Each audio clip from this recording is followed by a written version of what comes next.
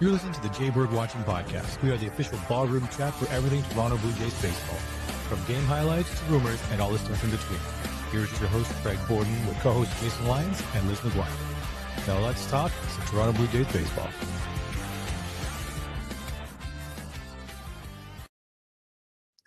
Hello and good evening, everybody, and welcome to Fan Friday right here on J-Bird Watching Podcast. I'm your host, Craig Borden, and with me, a friend that I met a few months ago, but to that point, we had an amazing Blue Jay chat, and he is here tonight, Sean Kelly. How the hell are you doing, bud?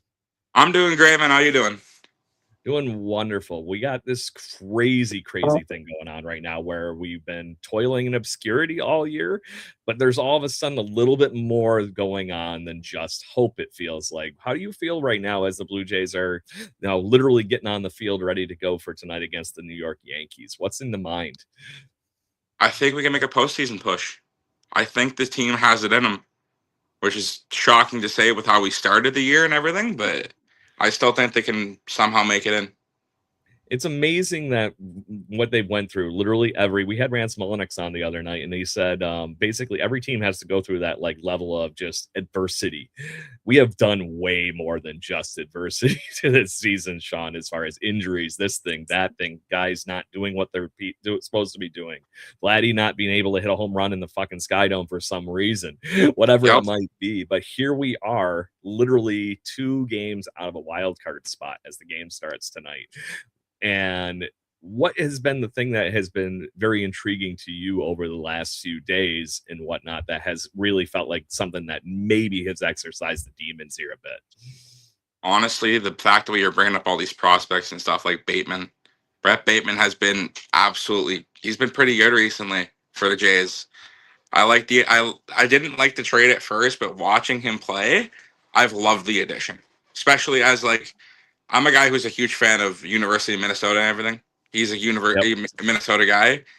So, that kid's going to be something special in the league for a little while. He was the one that nobody talked about in that trade. And it did feel like, because how early that one, it was the beginning of the sell-off, right? Okay, great. We lost Kevin Gossman. We just got 2 prospects back. What do you do from here? The one thing I read is, man, this boy could hit. I think we've seen that pretty efficiently, my friend. What do you think? I agree with that one for sure. He's a good person. Great player off the field and even better person. Or great player on the field, even better person off the field. Yep. And that's what the Blue Jays have always done a good job of, finding those guys that do gel in the locker room. And I wonder how much just that little bit of him wanting to come up and shove and show everybody what they can do has rubbed off on some of the people in this locker room, to the point where it's like, man, maybe we can go on a run. We got some good things cooking all of a sudden. I'm not going to go full rock yelling out, you smell like the Jays are cooking, but we're going to see what's going on. But there is some fun going on. And I think that is what is, for me anyway, what we've seen. This team is finally having fun again on the baseball field. And I think you've seen that translate into some wins, pitching, all kinds of things. Have you seen that kind of weight lifted, Sean, off of the Blue Jays a little bit here? Oh, definitely, for sure. I mean, with the injuries and stuff, I've noticed, but they've definitely have a weight lifted off their shoulders that they've had on there for a good while, prior to the All-Star break. Yeah. How much fun has Jose Soriano finally been to watch in a Blue Jay uniform on the mound in the Sky Dome? Love it. Absolutely love it. I've wanted him as a Jay for the last 3 years, and they finally got that. Finally got him, so we'll take it. And was he on the top of your MLB The Show trade list every year when you start playing? Because it was just great to see him finally come over. Hope I didn't lose you. Oh, there you go. No, I'm still here. We're good. It lagged out for a second, but we're good. Back in business. But as far as that goes, him and Dylan Cease, as good as him and Gossman were together, Soriano and Cease had this wonderful thing that not only are they going to be a tandem this season, but dear God, we have a 2-headed monster for at least the next however many years. 3, I think, at minimum. I think it's 3 years of control on Soriano after this one, which is crazy. Yep. And do you think they do a Jose Barrios level thing here, I think, to make sure they just lock him up long term with that tenure with Dylan Cease? I think they're going to do something clever if there is no lockout. If there is no lockout. Fingers crossed there's no lockout. So I do think they will, though, for sure. I would like to see them extend him long term. He's a great pitcher. Like, he proved at the beginning of the year, it was him versus Cease like it was him and Cease head to head all season long, and now they're on the same roster. and it's a beautiful thing. I really cannot say enough good things, and it would be so much match made in heaven level if you still had a healthy, Trey Savage and all these other guys that could have been on this team. But that has been the ding in all season. The pitching, this thing, that thing, injuries have plagued this team. I hope, knock on desk, we might finally be on the right side of that. But for sure, yeah, I would think so. Especially after everything, you would hope that this team can do something.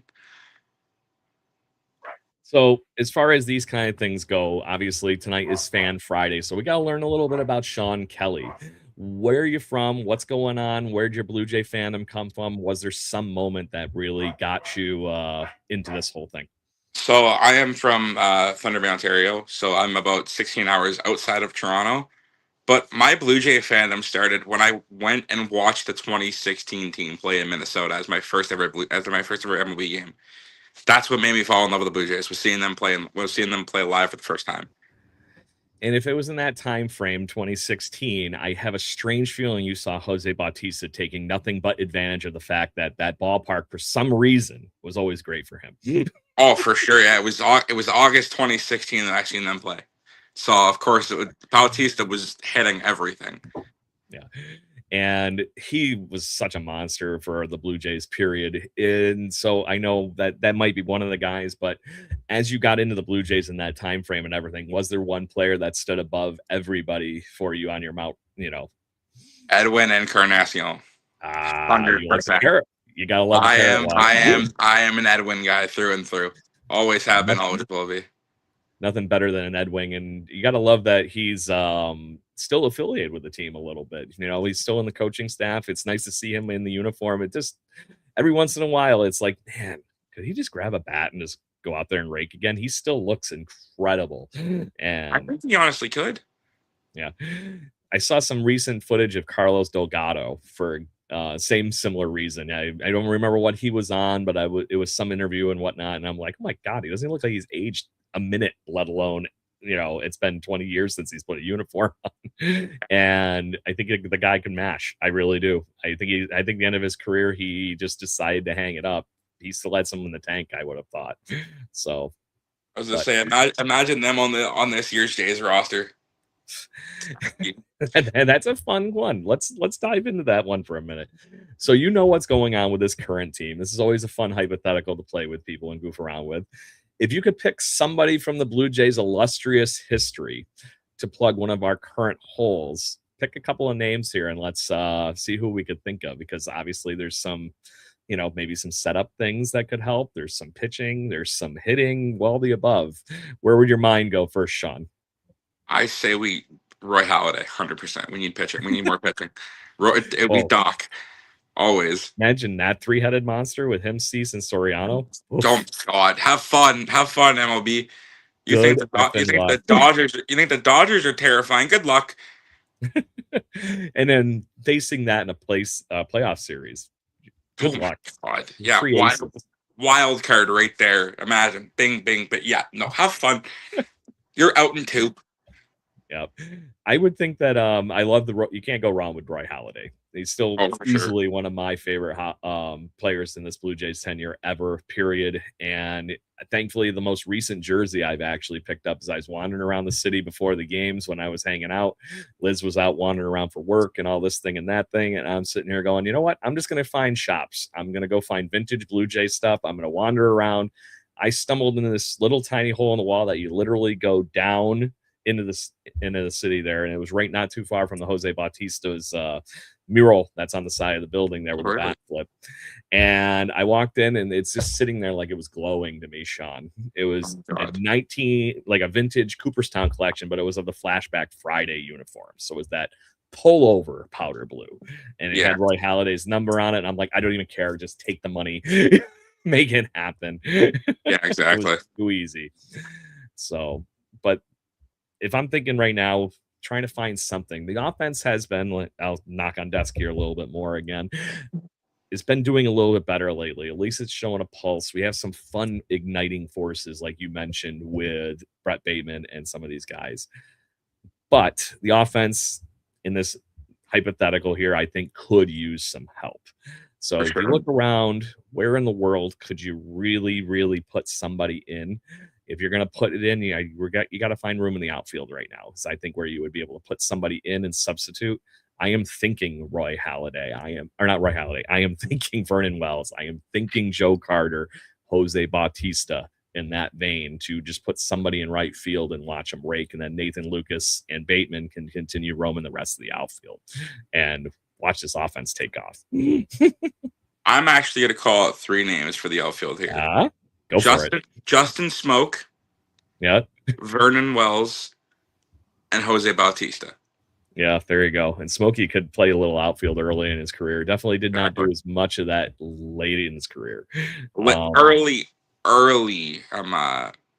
Justin Smoke. Also, Kevin Pillar as well would be nice out there.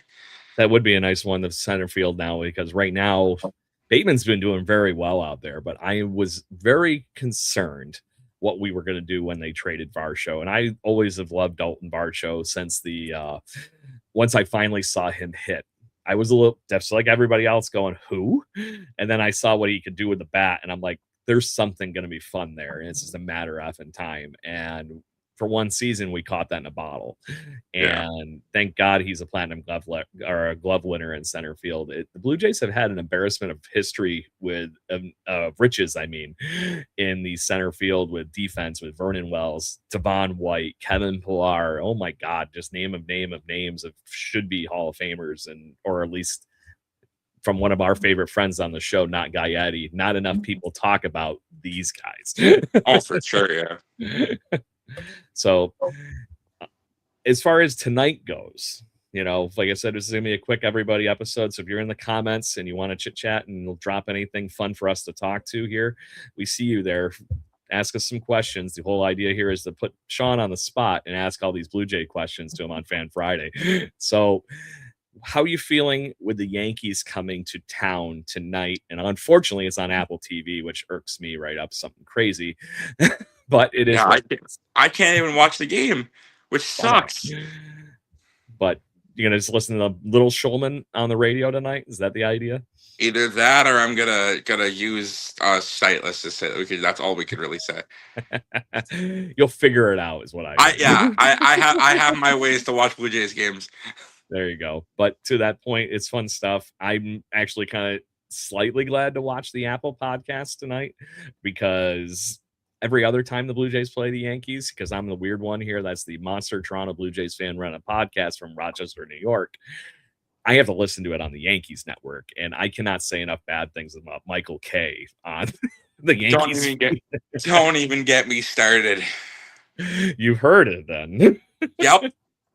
Heard it, hated it. My favorite thing is, man, maybe it's just because I'm on the wrong side of this whole announcing thing, that I feel like I'm putting the work in. I'm doing my best. I want to make sure I'm having fun while I'm doing it. In 2015, we had a very easy name to pronounce playing second base. You might remember who this gentleman is. There's your trivia question. Do you remember Ryan Goins? I do remember Go-Go. Of course I remember Go-Go. I don't know why in the world Michael Kay could not happen to say the name Goins. Yep.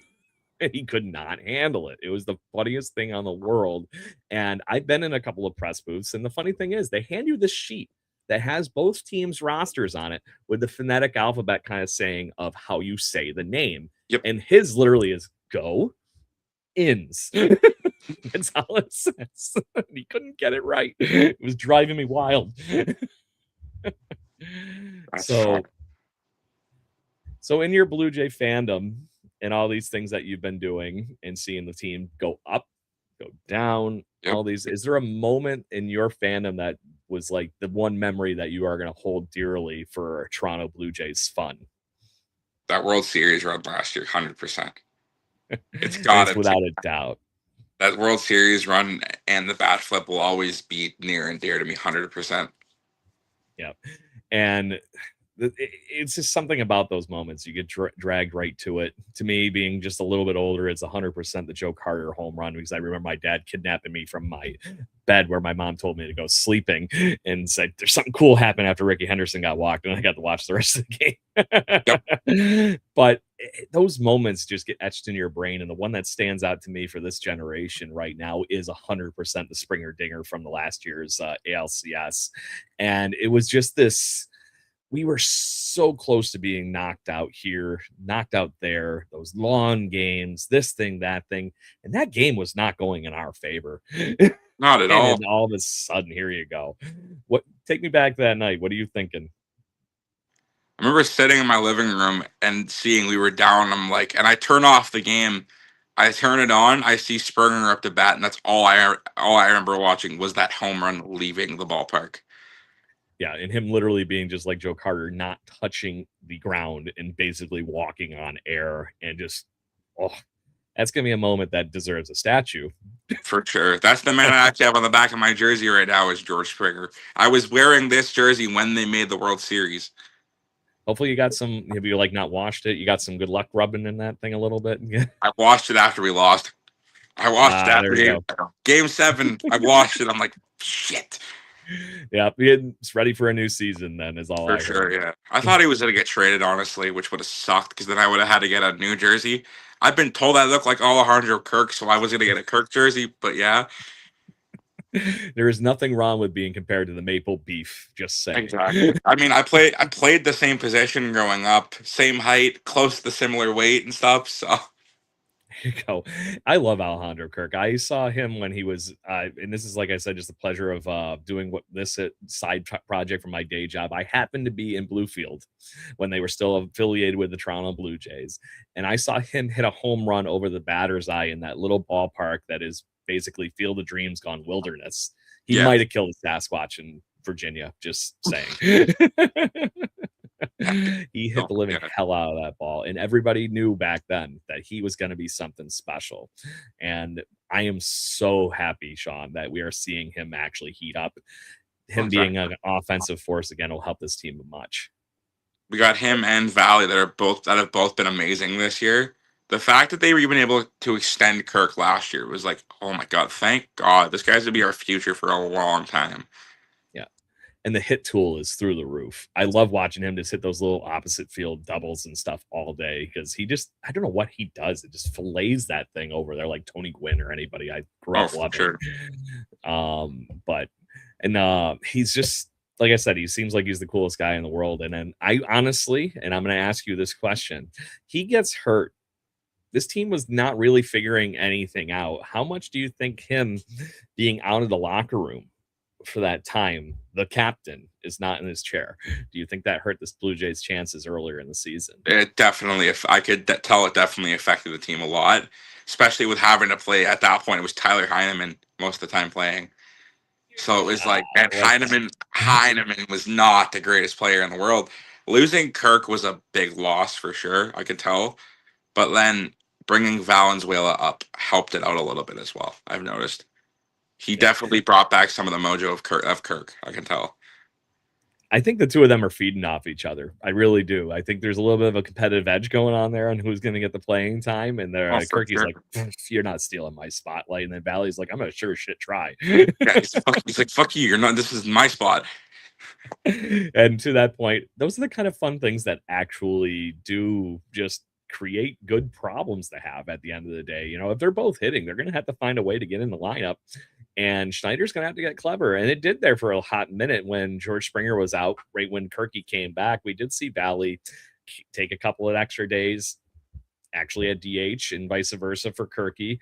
And as much as everyone wants to rag on how we got to where we're at and the, hopefully continuing climb up, Schneider's had to do a lot of crap this year to just inject some level of something on this.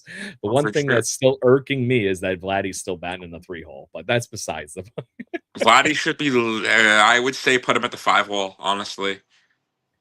I just want to see Kaz in the 3 spot and maybe run into something, but he's been down lately. I do like that they've had Brett Bateman doing what he's been doing at the top of the lineup. He'll get some more fastballs. But I think you need to. I'm waiting for somebody to get clever and go old school again. That they actually have a true leadoff hitter. Yeah, it was fun seeing Kyle Schwarber hit one into the cornfield the other night right off the bat of the game, but but at the end of the day, it's just rough. It doesn't work right. So I'm waiting for that tinker. Honestly, just put George Springer back at leadoff, please. That's what you need to do, is put the guy back at leadoff. Yeah. Add the igniter back to the top of this lineup and see where it goes and just see if it carries, right? I think but right now there's enough offense that it's like, okay, maybe a little tweak here, a little tweak there. I do still feel like that having Ernie Clement in the bottom of this lineup when he's batting almost 300 is freaking awkward. And I'm not just saying that as a Rochesterian and an Ernie fan, but they need to move up 100%. So in the midst of this thing, that thing, all Blue Jays things, Sean, is there a topic you would like to wrap our half hour up here, or just have stupid fun times and keep going? Honestly, let's just keep it rolling. I'm having fun talking about the Jays right now. So there, it's perfect. So as far as the Blue Jays bullpen goes, could we have asked for a new Terminator any better than what Louis Varland has provided to this team? He picked up his 26th save the other night, bud. That's incredible. He has been amazing. Like I said, well, I've had the pleasure of being able to see him play here where I'm from in the they're in the Northwoods League when he played it in college. He wasn't the greatest pitcher at that time. He wasn't even a closer. He was a starter back in his college days. A little bit too. He was right before they trade him. They were playing around with that too. Him being our closer after taking Hoffman's spot in the World Series area was the smartest choice that John Schneider made for that bullpen. The committee. Exactly. The committee. Louis Varland proved he is that committee. Yeah, I think that was still the most understated. My favorite thing, the Blue Jays culture that I saw this year, was one of the times I was up at the Dome. Somebody was walking around with a jersey that said the committee and numbered 77. And I'm like, there you go. I love it. I love it. It's too fun. So as far as the Blue Jays go, is there something you're seeing that would be this thing, that thing, or the one thing that is irking you that you think you might have a fix for? Bullpen pitching. There's somebody you would like to see get some more time. I'm honestly a little worried about Tyler Rogers, how up and downy he's been, like literally, not just his motions. Yeah, literally. There's a guy in the minors that he just came back that you should call him up, named Ricky Tiedemann. I'm very intrigued on what Ricky Tiedemann could do, and I'm honestly wondering if he's a couple of back-to-back throwing sessions away from possibly being called up, because the other fun thing that he's technically on a rehab assignment, I think, is how the whole thing is working right now. That's what they listed it as. Yeah. They listed it as a rehab assignment due to him just coming back from another Tommy John, I believe it was. What was the surgery that he got? So I believe that's what it was. So I can't remember off the top of my head, but the fact is, if he's on his rehab assignment and he was on the 40-man roster because they had to protect him from the Rule 5 draft in the season. So he's ready to go, but they would have to lose somebody off the 40-man roster to get him off the 60-day IL post-rehab start. I want to say he doesn't have much time left on that clock that they're going to have to make a decision on, because usually it's so many days or so many appearances as a pitcher.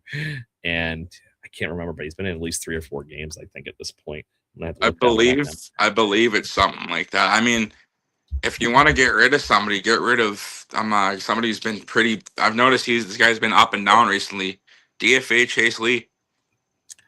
It'd be interesting to see with what's going on with him if he would slip through waivers, and I have a strange feeling he might.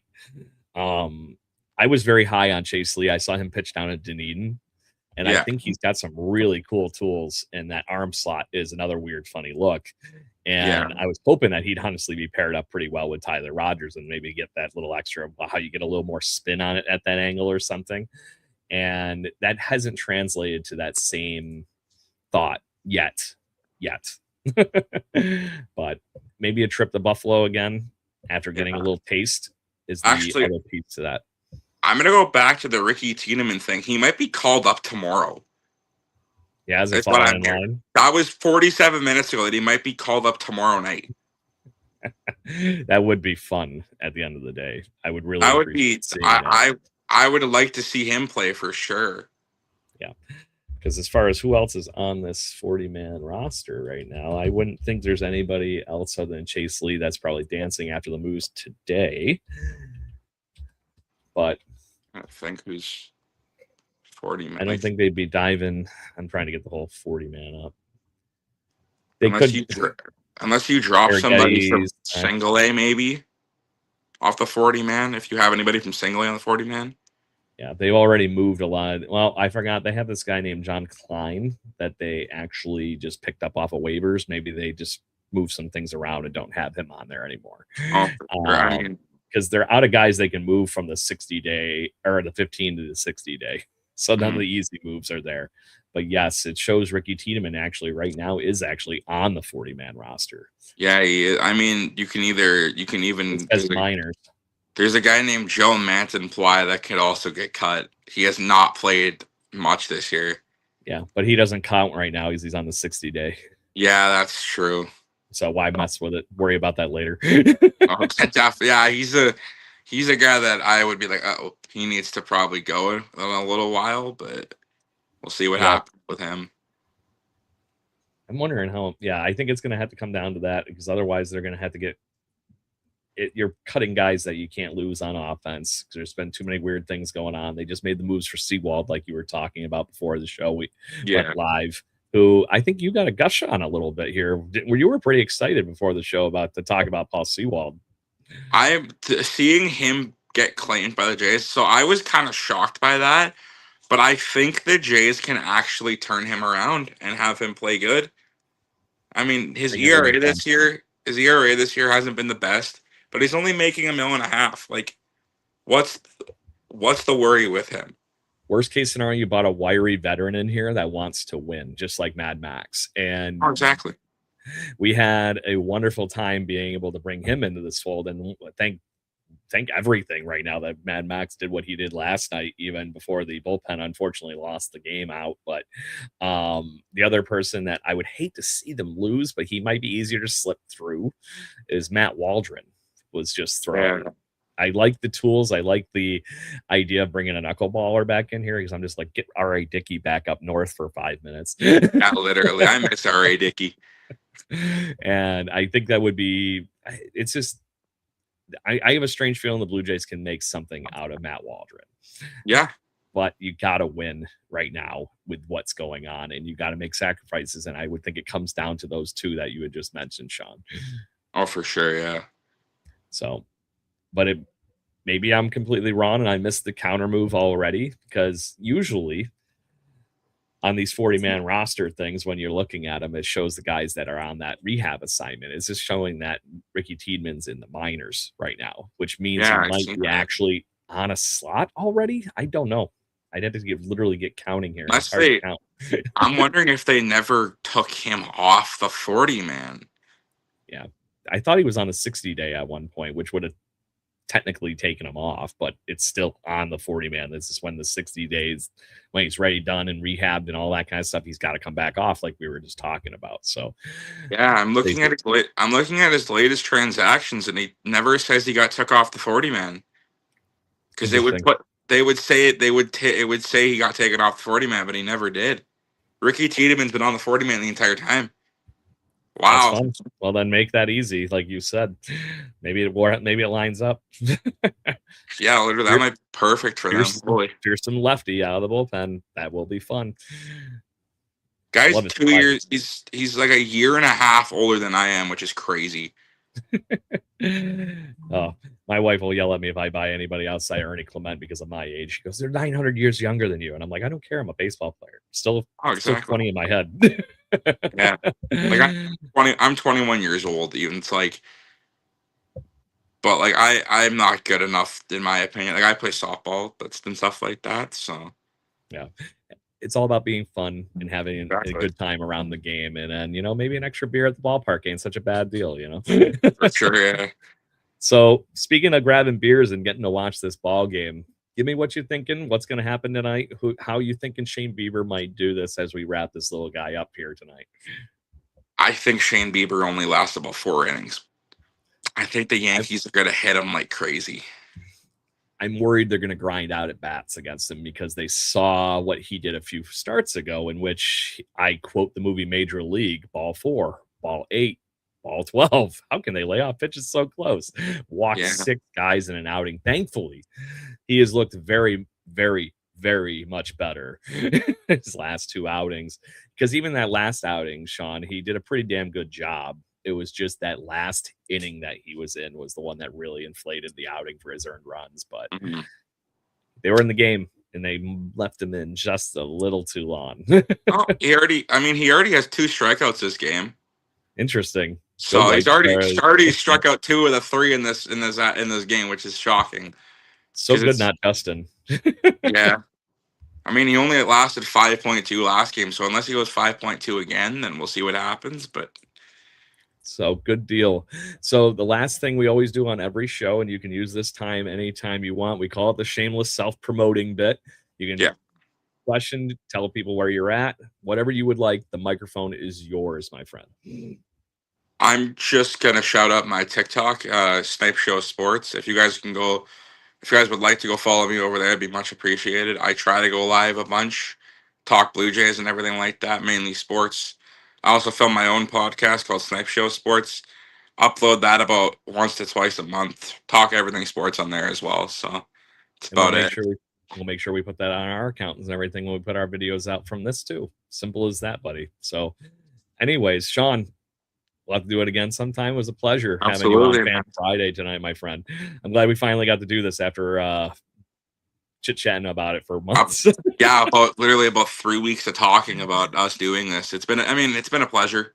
Thank you for having me on here. I've enjoyed it. So we'll talk again, buddy, but feel free to hang out for a moment. But Blue Jays fans, thank you very much for joining us on Fan Friday. Make sure you join everyday episode is on Wednesdays at 7 p.m. Eastern. We are now 539 episodes weekly and some bonus episodes like this in. So make sure you keep joining us, having a good time and talking all things Toronto Blue Jays on the Bar Room Chat for Blue Jays fans. We hope you have a great night. And as always, go Blue Jays. Cheers.